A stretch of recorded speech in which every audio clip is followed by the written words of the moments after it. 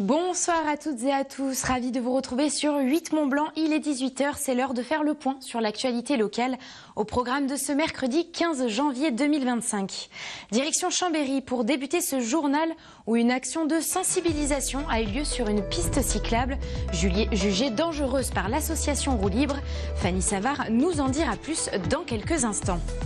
Et puis nous resterons en Savoie pour aller à la rencontre de Floriane Gerbelot. Cette jeune entrepreneuse vient de lancer sa marque de cosmétiques pour les sportifs de plein air. Des produits qu'elle crée dans son laboratoire avec une démarche respectueuse de l'environnement, mais aussi pour la santé. Je vous en parlais à l'instant. Ce mardi, l'association chambérienne Roue Libre a mené une action de sensibilisation sur une piste cyclable intitulée Haut de Chambéry. Ce tronçon est aujourd'hui labellisé bleu par l'agglomération Grand Chambéry, mais il est jugé trop dangereux par l'association de cyclistes. Cette animation a donc été l'occasion d'avertir les usagers et de mettre le doigt sur les itinéraires trop peu sécurisés dans la ville et ses alentours. Tout de suite, les précisions avec ce reportage de Fanny Savard. Ils sont une dizaine de cyclistes ce mardi midi à affronter la piste noire de Chambéry. À l'origine de couleur bleue, cet axe situé entre le centre-ville et les Hauts de Chambéry a été rebaptisé comme piste noire par l'association Roue Libre. C'est un endroit qui est un petit peu contraint sur la voirie et voilà, donc les cyclistes sont contraints de cohabiter avec les piétons sur un espace très réduit entre des arbres. Un petit muret, puis de l'autre côté la voie de circulation. On a quand même fait des propositions avec l'insertion d'une voie ici qui passerait par exemple en encorbellement.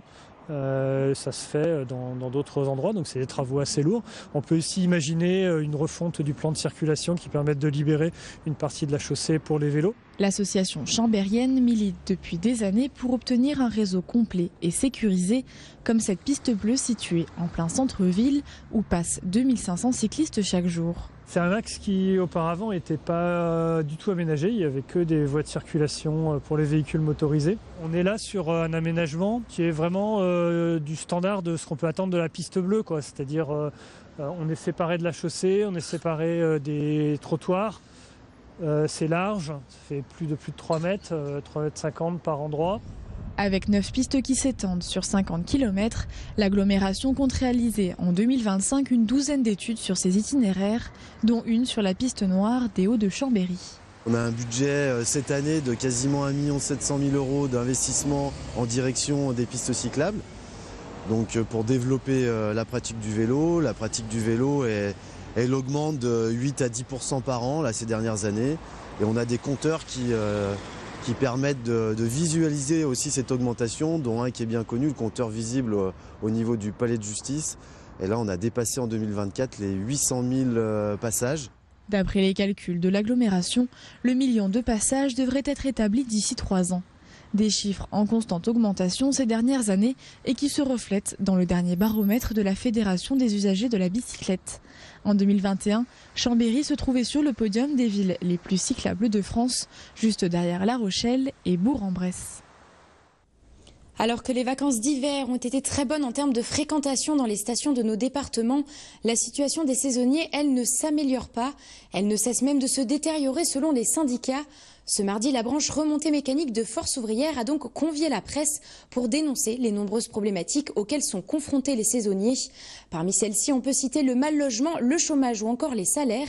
Écoutez les mots forts d'Éric Becker, secrétaire fédéral Force ouvrière chargé des remontées mécaniques. Il répond aux questions de Sébastien Germain. On est en train de flinguer complètement tout ce qui est saisonnalité d'hiver.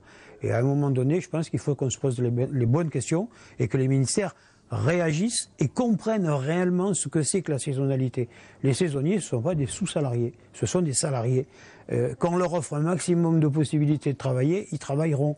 Le chômage, c'est une situation, c'est pas une situation de confort. On ne peut pas faire autrement. Il n'y a pas que des fainéants en France. En fait, c'est une absurdité que de raisonner comme ça. Les bonnes questions, c'est de laisser la possibilité aux saisonniers d'envisager leur avenir dans la saison, de leur offrir ces possibilités-là. Il faut leur offrir des conditions de travail adéquates, des conditions de logement, des conditions de transport. Il faut qu'on prenne vraiment conscience que la saisonnalité, elle est incontournable, qu'il y a peut-être une réflexion à avoir pour, quelque part, créer quelque chose qui ne soit qu'applicable qu'aux saisonniers. Peut-être, mais il faut qu'on ait au moins une réflexion un jour sur qu'est-ce qu'on fait avec les saisonniers. C'était déjà pas le top avant. parce qu'on avait vraiment des ministres qui avaient du mal à concevoir ce qu'était le travail saisonnier. Mais alors là, maintenant, on n'a même plus d'interlocuteurs. Donc c'est bidu. On peut toujours demander des entrevues, de toute façon on ne les obtient pas, parce que chacun a son calendrier et son échéancier de vie. On n'entre pas dans les considérations actuelles du ministère du Travail. Je crois qu'on marche sur la tête et qu'on est en train de déconstruire effectivement toute une économie de la montagne volontairement. Alors pour quelle raison? Là, j'arrive pas à comprendre. En biathlon, le Français Émilien Claude a brillé ce mercredi à Ruhpolding en Allemagne. Lors de la 5e étape de la Coupe du Monde, il s'offre son tout premier podium et termine à la seconde position, juste derrière le Norvégien Vebjørn Sørum.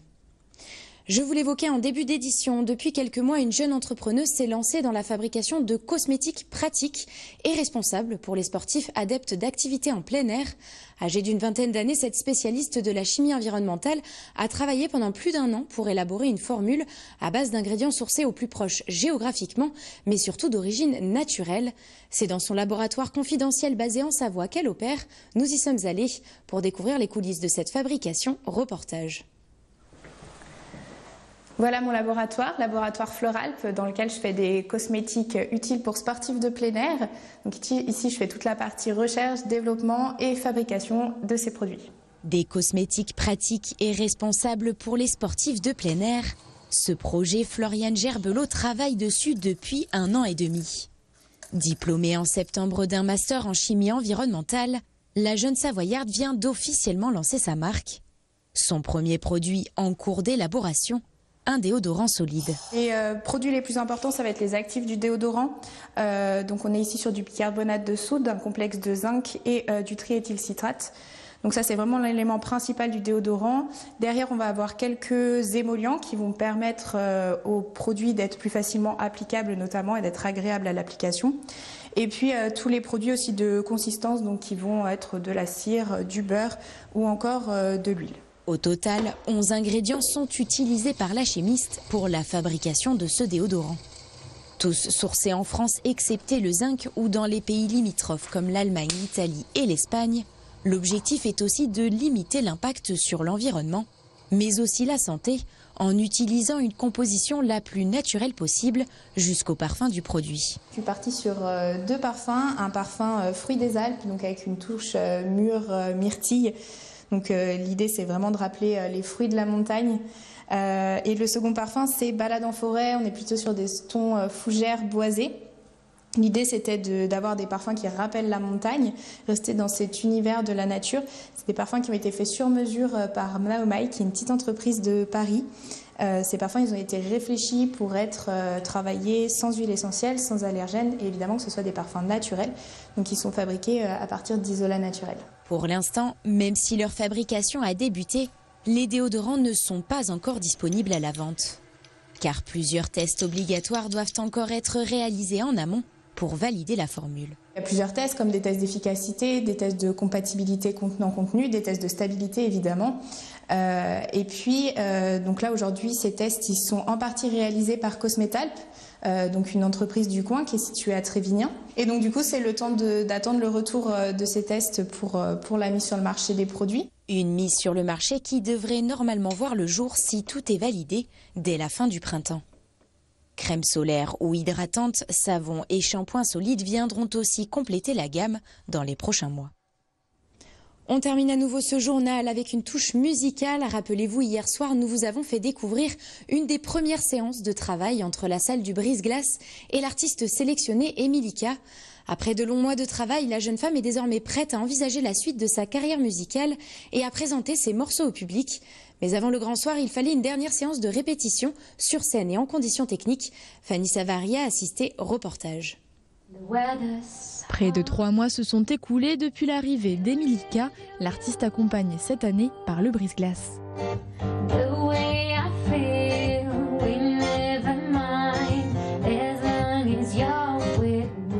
Autodidacte, la jeune femme a pu recevoir de précieux retours sur ses morceaux venant de la salle de musiques actuelle. À chaque fois qu'on s'est vu, on a adapté ce qu'on allait travailler d'une semaine sur l'autre.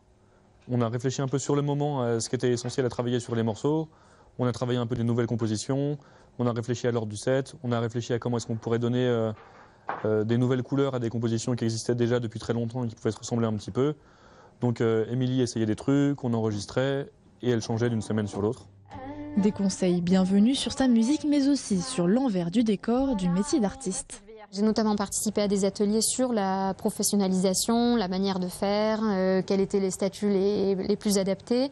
Donc il y a beaucoup de travail. Moi j'ai un contrat de travail à côté de la musique. Donc pour l'instant je vais faire un petit pas après l'autre. Là je fais le concert avec le brise-glace. Et j'ai quand même dans un coin de ma tête une envie de passer en semi-pro parce que pour l'instant l'objectif c'est pas de devenir intermittente. Mais c'est quelque chose que j'ai quand même en tête pour les années à venir. Aujourd'hui, l'objectif de la séance est de répéter en conditions techniques. Est-ce que tu as des idées de type de couleur ? Moi j'aime bien les couleurs chaudes comme ça. Pour cela, elle est accompagnée de Loïc, le régisseur son. Entre les morceaux, je coupe les effets, notamment pour pas qu'on ait l'impression qu'elle parle dans une cathédrale quand elle explique ses morceaux, etc. Donc premier truc que je fais, c'est dès qu'elle commence, je vais rallumer les effets.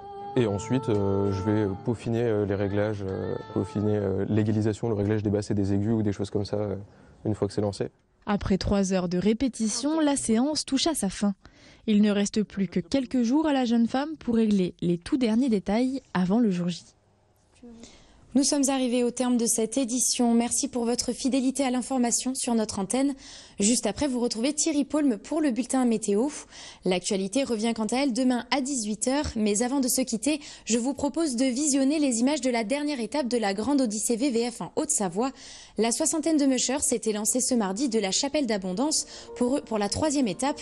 Une épreuve à l'issue de laquelle les Françaises Elsa Borget et Cindy Duport se classent respectivement 1re et 2e du classement général, tandis que l'Espagnol Iker Oscoidi Garcia se situe en 3e position. Ce mercredi, la course a basculé du côté de la Savoie avec un départ à la Toussuire. Excellente soirée sur 8 Mont Blanc.